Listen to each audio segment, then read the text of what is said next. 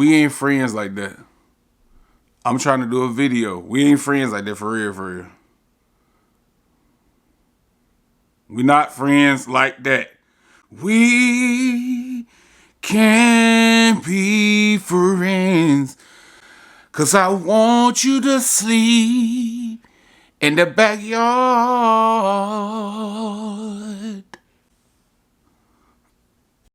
Do it for the hood folk. Yeah, yeah.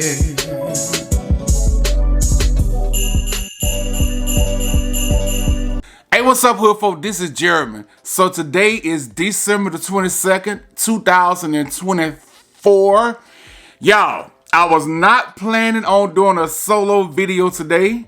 Just like yesterday, I wasn't planning on telling y'all a story time. I guess you make your plans, but the flow goes with the flow. You feel me? Me and Rashaad were just sitting there talking and chilling, and we was having a discussion about something. The lights went off, and then when the lights went off, that threw us for a whole loop.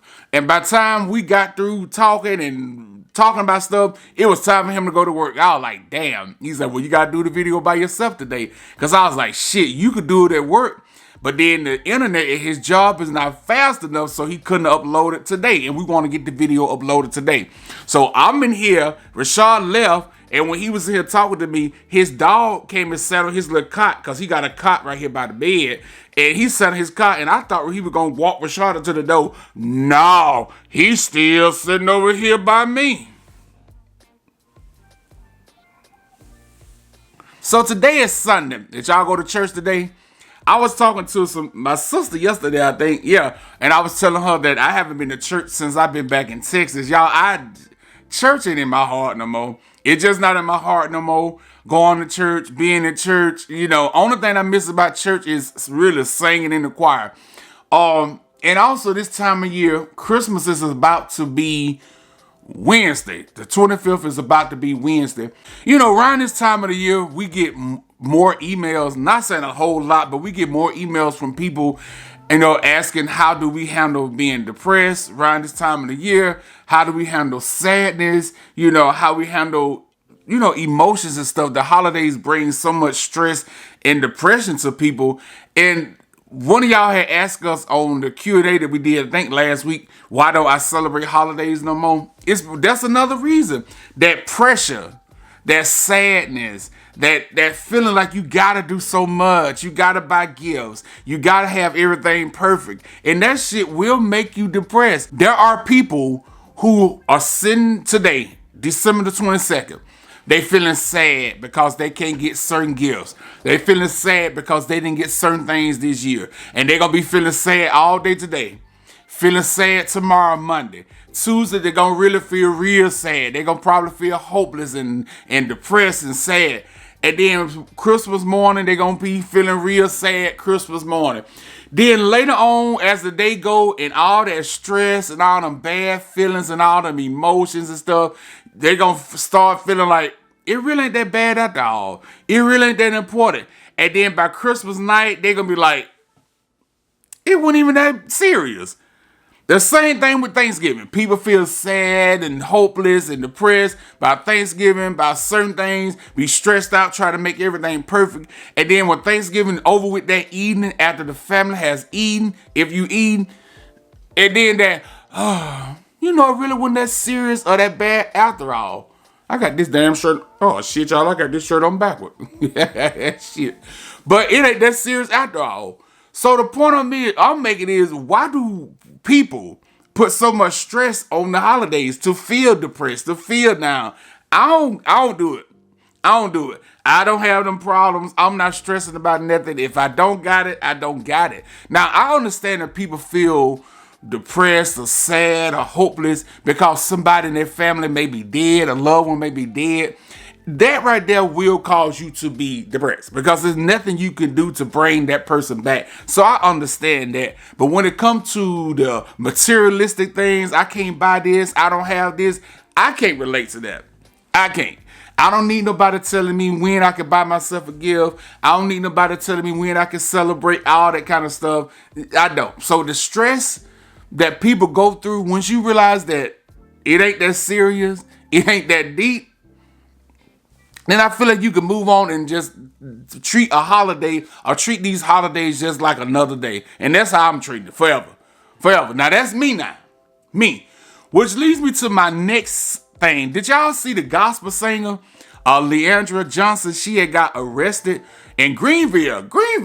I said, what she was at in Greenville? I should have been at that restaurant so I can give me a couple of them drinks. Hell, I want me a couple of drinks.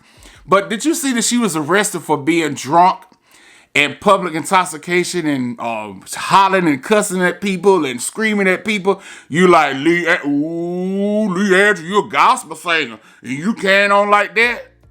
Okay, and that make me want to go play her music. When I get to recording this video, as I edit this video, I might put on Leandra or not. You know, if I see people fuck up, make mistakes, fuck up, do things like this, that does not put a damper on me. That does not make me disrespect them or not like them or whatever. It actually makes me respect them more.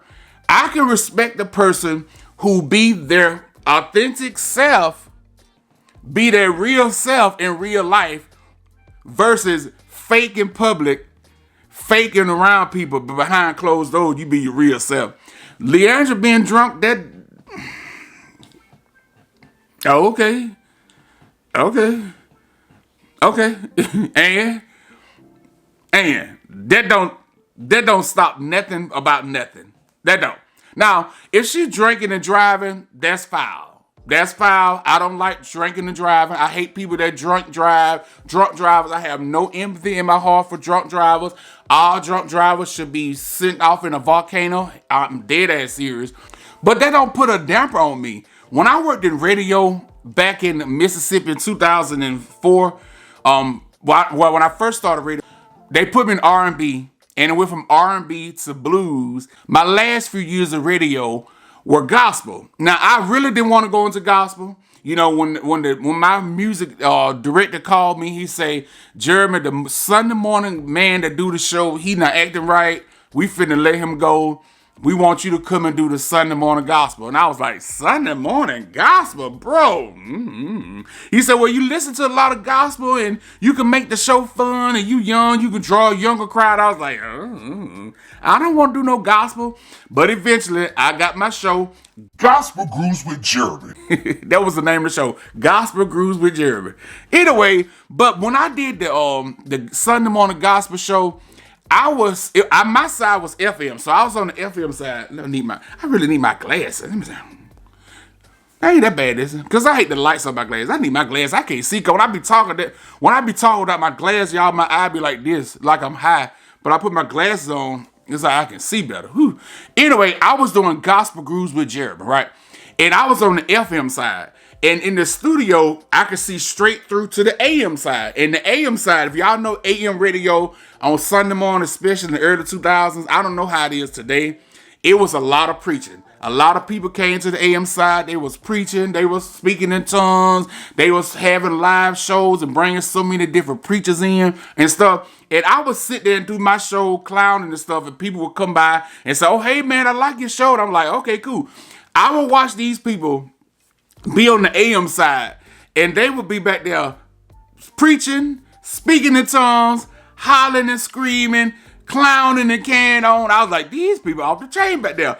But then, also, when they cut the microphone off, then that's when they pull out their little flat and taking sips of straight up moonshine. They would be standing on the porch of the radio station smoking weed, and I would be like, damn, this is so weird.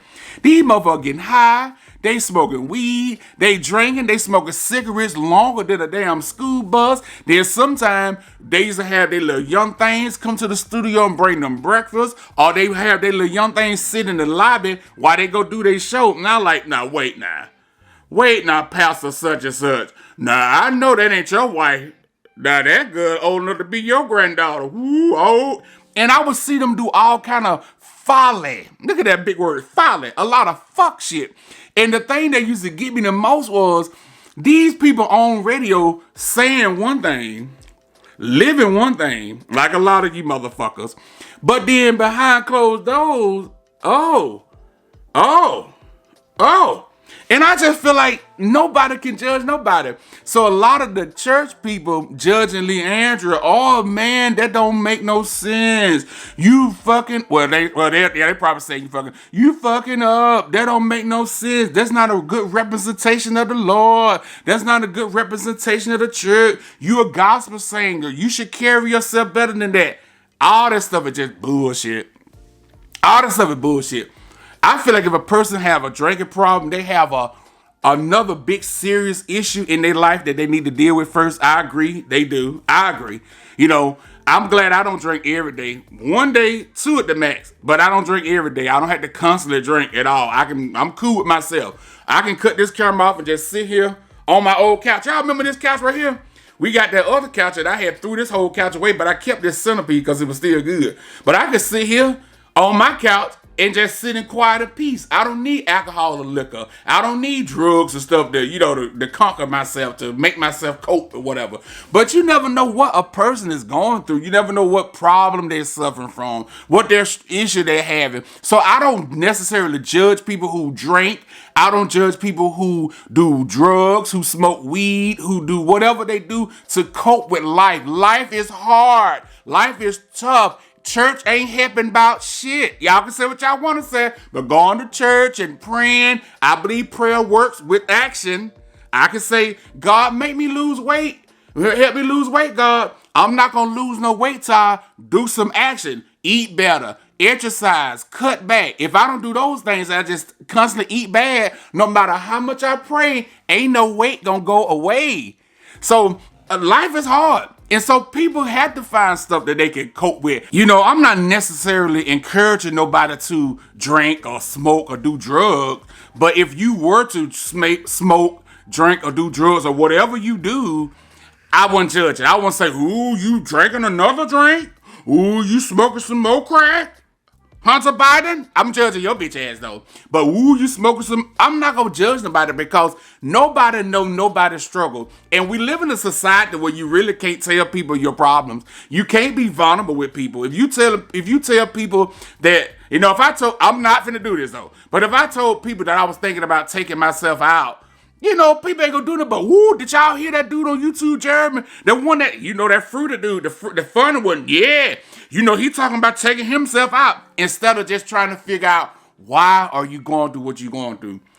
But people gonna judge you. They gonna talk about you so bad. They make you feel so bad. They ridicule you so much that people had to hold stuff in. And when you holding stuff in and you can't let it out, it causes you to be depressed. It causes you to drink, do drugs, have all kind of sex, do extreme shopping, buying stuff you don't need, go out and doing a lot of dumb stuff. Because I feel like if people were able to express themselves, be real with themselves, be open with themselves, they can be happier. When it comes to Andria, that's nothing to me. I don't. So what? She ain't the only one that go to church and sing gospel that drink. It's a lot of more gospel singers that drinking, fucking, yeah, I cuss over here, drinking, fucking, stealing, lying, murdering, molest. I mean, they doing a whole bunch of stuff, but a lot of people hold stuff behind closed doors, and people don't know what's going on behind closed doors. And I learned a lot about the closed doors back when I was in radio and being around all them gospel artists and being around all them preachers. I learned a lot of stuff like, oh.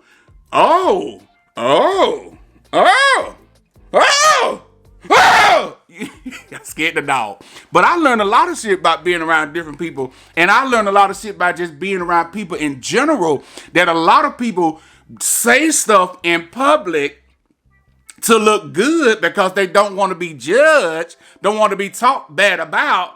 But behind closed doors, it's a whole nother life. And that's some shit I couldn't get with. You know, I can't get with. I think people should seek therapy, but a lot of people don't want to go to therapy because if I told y'all, hey y'all, well, okay, I'll leave it like this. If I told y'all I was going to therapy, what y'all gonna say? Boy, you better pray about that. You better talk to the Lord about that. Boy, shit, that's all in your head. But then if you go to therapy, the thing I learned about therapy is this. When you go to therapy, you're able to talk to a person freely. Because a therapist is not your friend. A therapist is really not nobody that you know personally. So the route to therapy, from my past, or from what I've gotten from it, you're able to go and talk to a person and get a lot of stuff out. Like I said, people were able to get a lot of feelings, a lot of emotions, a lot of thoughts out without judgment, without a whole bunch of pushback, and without a whole bunch of stereotypical shit. Go pray about it. You better talk to I think people would be happy. If people were able to tell you their real problems, beat up their real self, I think they'll be happy. With Leandra, I think if Leandra was singing R&B, I think she'll be in a better place. For real. Most people think if you got a strong voice, you gotta sing for the Lord. I disagree. I disagree. That's just like me. When back in the days when I was really, really singing, and then I started singing at different churches, people like, Jeremy, you gonna do gospel? No. Cause I know I like to cuss a motherfucker out. I like to talk shit. I like to clown. And I can't be cussing motherfucker out. Get your goddamn hands up in here, church. Where's your motherfucking hands? But those of you motherfuckers who thought we gone too far. You motherfuckers thought we got too radical with our message. You ain't heard nothing said yet, motherfucker. You know. I'm dirt, frankly. So yeah, I just feel like overall, people just not being able to be themselves, people having to hide stuff who they really are, that causes depression, that causes sadness, that causes whatever. If a person told you they were lonely, you know how many people are lonely because they don't have a significant other, but they're afraid to tell folks they lonely because, y'all shit, if you know better, you leave that man where he at. If you know better, you leave that woman where he at. You'll be happy without that person. You're a strong, independent woman. You're a strong man. You're a real all that bullshit, all that noise. And so people had to hold their emotions in. They had to get it off by drinking, sex, shopping, weed, drugs, whatever. Y'all get what the fuck I'm saying. So overall, I ain't judging Leandra. Leandra, come down to Houston. Shit, we can get drunk together and we can sing Deliver Me. Lord, deliver me. Cause all I do is sip with me. Shit, sip or none. But you know the church people, they so religious. Have y'all ever noticed that? Again, have you ever noticed the church people who all out publicly, who be the most churchy, the most religious, they be the most full of shit ones. They always going through the most motherfucking trials. They go through the most tribulation. But, in public, they be fake. But behind closed doors, they be their real self. And that's why they fake in public and God punishes that ass in public also. Anyway, did y'all see the story about Leandra? How do y'all feel about all this? Don't get in my comments with a whole bunch of scripture. We don't want to hear that shit. We don't hear that shit. This is the last thing I'm going to say. I believe the Bible is real to an extent, but how do you trust the Bible that's billions of years old, a word that's old as ever, when we got history, black history, that they are changing in our face, like, slaves came from Africa to come to America. Slaves came from Africa to come to America because they wanted a better life. They came here to be workers. They were immigrants. And then we know the real origin of slavery. This is stuff we see. They changing our history. Rap came from Latinas. They changed our history that we can see. And we know that they full of shit. How do you trust a word that's billions of years old to be accurate? If I told y'all today, and I'm finna end this video, if I set 100 people down and I told person one that I like to eat Captain D's, I'm in a relationship with Rashaad, and he got a dog I don't like, and I whispered it in person one ear. By the time it got to person 5, it's gonna be he like to eat seafood, they got an animal, and they got an open relationship. By the time it gets to person 50, he gonna say they used to have a cat, a dog, and a damn rabbit, and he loved to eat food from the sea, and he also was in a relationship with a man and a woman and a transgender. By the time it gets to person 100, it's gonna be like they were 2 women. The story was going to be totally changed. They were 2 women. They had a dog that was their caregiver, and they always ate chicken. You see what I'm saying? The story was going to constantly change. So how do you trust a story that's a billion years old to be accurate? No. I believe it's certain elements of it is real, but some of it I believe is BS. But that's all I got. I ain't got nothing else. I'm finna go edit this out. I like my glasses. I like my hat. And I'm finna go edit this out, and I hope y'all have a good Vlogmas Day 22. Don't be stressing about the holidays. Don't be sitting around worrying about pleasing people, trying to make them feel a certain way to accept you. Fuck them. Live and do what's best for you. And our hood folks of the day come from Tia Miller. Just a whole bunch of laughing faces. Sometimes you just gotta laugh. This is my favorite hobby. So shout out to all our hood folks that's been laughing and having fun and learning things and contributing and whatever during this Vlogmas 2024. Shout out to y'all. Take some time and laugh. All right, hood folks. Thank y'all for watching. I can't stop laughing. Anyway, hood folks, thank y'all for watching. Like the video, comment, subscribe, leave your comments below. I'll see y'all tomorrow for Vlogmas Day 22. Peace. Damn, that hurt. Who that be? Hood folks. Who we are? Hood folks. Who we do it for? Do it for the hood folks. Who that be? Hood folks. Who we are? Hood folks. Who we do it for? Do it for the hood folks. Do it for the hood folks. Do it for the hood folks. Do it for the hood folks. Do it for the hood folks. Yeah, yeah.